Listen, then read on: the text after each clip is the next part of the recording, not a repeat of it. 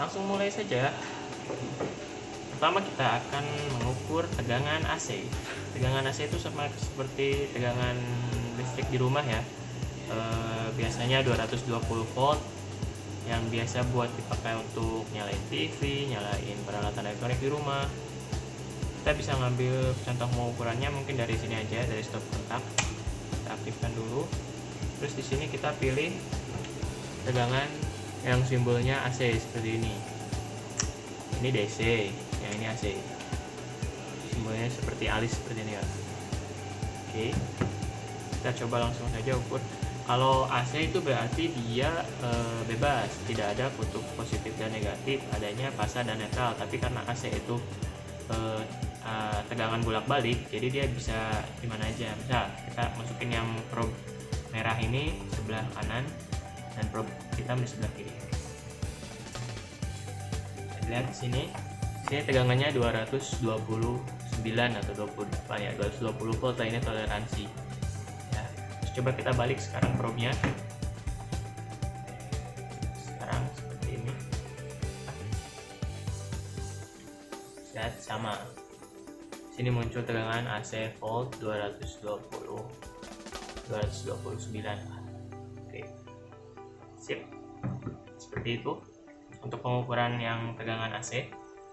Oke, berikutnya untuk tegangan DC. Nah, tegangan DC ini biasanya kita temukan di charger HP tuh biasanya paling banyak sekarang mah, kayak atau enggak remote TV ya, baterai lah. DC itu sebenarnya contohnya ini ada baterai yang 9 volt. Kali ini biasanya buat apa ya? Buat mobil-mobilan, dulu mah mobil remote. Terus ini ada, nah ini buat remote AC biasanya AAA ini, dia ini 1,5 volt. Terus ada juga ini buat industri sih. Ya buat industri di sini bentuknya seperti ini AA biasa. Coba dia tegangannya yang normal kan biasanya di rumah 1,5, ini 3,6 volt ya. Terus kemudian nah ini biasanya di komputer. Nah, di komputer ini baterai CMOS namanya. Ini dia 3 volt. Ya, di sini ada tipenya CR2032 dan ada banyak ukurannya sebenarnya. Ini biasa yang kita umum temuin di komputer. Nah, untuk mengukurnya kita pilih selektornya di volt DC yang garis seperti ini, garis atas bawahnya garis putus-putus seperti ini, simbol dari tegangan DC. Nah, kalau bedanya DC sama AC tadi, kalau AC dia probe-nya bebas di mana aja, mau kanan kiri sama. Nah, kalau DC ini dia ada kutub positif dan kutub negatifnya. Oke, contoh kita samain ya. Ini yang 9 volt. Nah, di sini dia ada tandanya. Ini untuk yang negatif, sebelah sini untuk positif. Berarti ini positif, ini negatif. Nah, berarti kita mengukurannya harus yang probe positif yang merah ini di positif dan probe negatif yang hitam ini di negatif. Ini 9 volt ya. Kita coba ukur. Nah, muncul 9,39 volt. Nah, kalau misalnya kita terbalik, karena ini akometernya digital ya, dia bisa tahu kalau misal kebalik dia hasilnya akan negatif. Kita coba negatif dibalik. Nah, dia ada muncul negatif di sini. Nah, tapi kalau dalam kasus yang akometer yang analog, dia jarumnya yang harusnya ke kanan, dia nanti akan ke kiri. Nah, itu kan tidak ada muncul pembacaan ya kalau di analog, tapi kalau di digital ini dia bisa membaca. Seperti itu. Contoh yang lainnya, ini yang 9 volt, ini 3,6 volt, kita coba ukur. 3,6 volt. 3,6 volt. Oke. Coba yang ini muncul berapa volt? Ini 1,5 ya, dari 1,5 volt.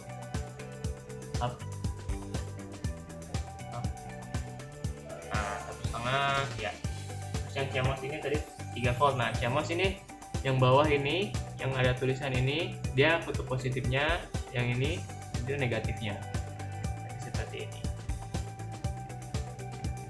Oh, ini cuma bisa berapa? Hah? Oh iya, 2,7 volt ya. Ada 2,8, 2,7 volt. Mungkin ini bekas ya, bekas pemakaian ya. Oke. Terus selanjutnya akan dilanjutkan oleh rekan saya untuk pengukuran trafo dan pengukuran ini apa? IC MOSFET. Ya, IC apa transistor? MOSFET. Pada kali ini saya akan membahas transformer atau disebut dengan trafo. Nah, di sini kita mempunyai satu buah trafo CT, di mana di bagian sini bisa dilihat ada tulisan 0, 110 sama 220 merupakan inputan dari trafo tersebut, dan di sebelahnya lagi ada tulisan 12 CT 12 dan seterusnya, yang berarti output dari trafo ini.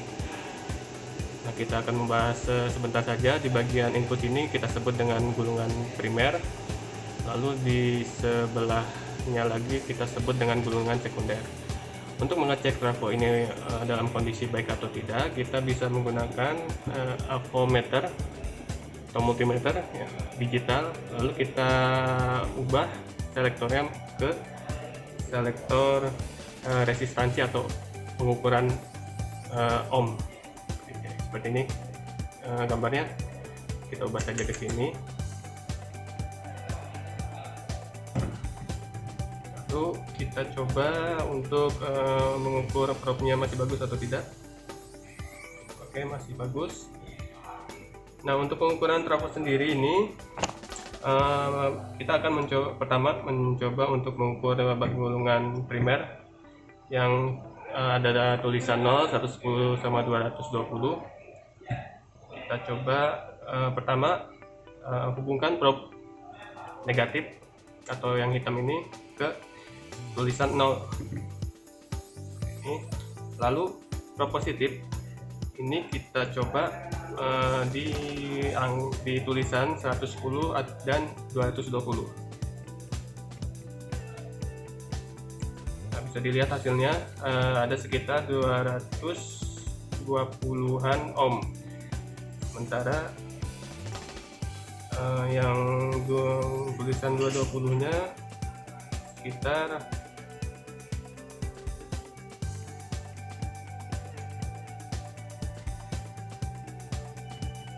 445 ohm. Nah, berarti trafo ini masih dalam kondisi bagus untuk gulungan primernya. Sementara gulungan sekunder kita akan coba probe negatif ini kita tempelkan di bagian CT, sementara probe positif kita coba berubah-ubah di angka 12, 15, dan 18.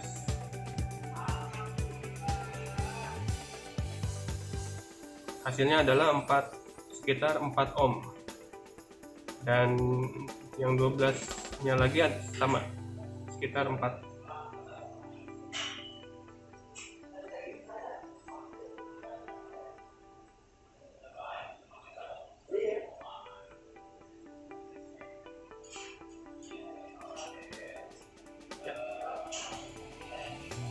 Untuk yang 15 kita coba berapa, instansinya memiliki berapa ohm, sekitar 5,8. Sementara 15 sama 5,8. Di angka 18 kita coba ada sekitar 7 ohm. Di angka 18 satunya lagi kita coba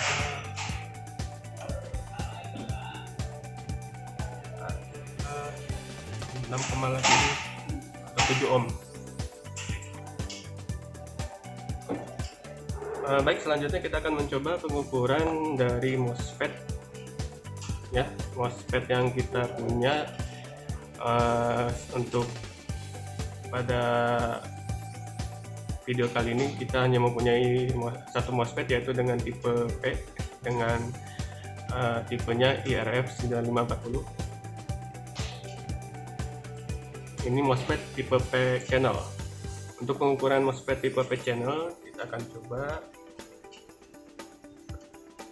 akan mengukurnya dengan multimeter digital, lalu kita ubah selektornya ke pengukuran dioda yang gambarnya ini, yang gambarnya dioda. Lalu kita tekan, maka dia akan masuk ke pengukuran dioda. Kita coba pengukuran dari MOSFET channel. Di sini akan saya jelaskan bahwa untuk MOSFET ini kaki drain, gate sama source itu berarti kaki satu adalah gate, kaki dua adalah drain, kaki tiga adalah source.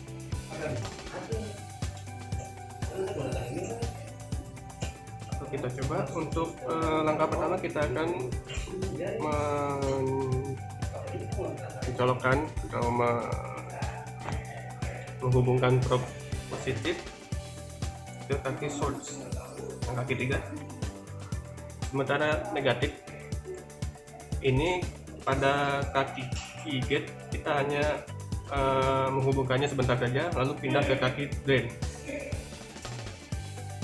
Di gate-nya kita tekan sebentar saja lalu kaki drain kita tekan, maka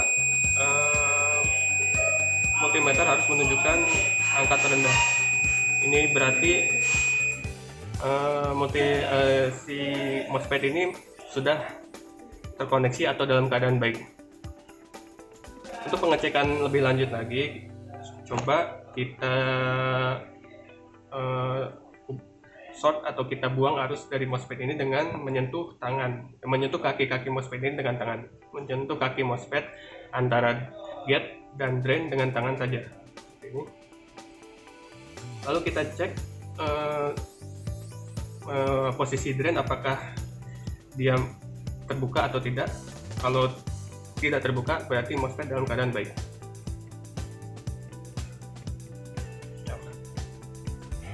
Seperti dilihat di multimeter bahwa kondisi OL atau tidak terhubung berarti MOSFET ini dalam keadaan baik.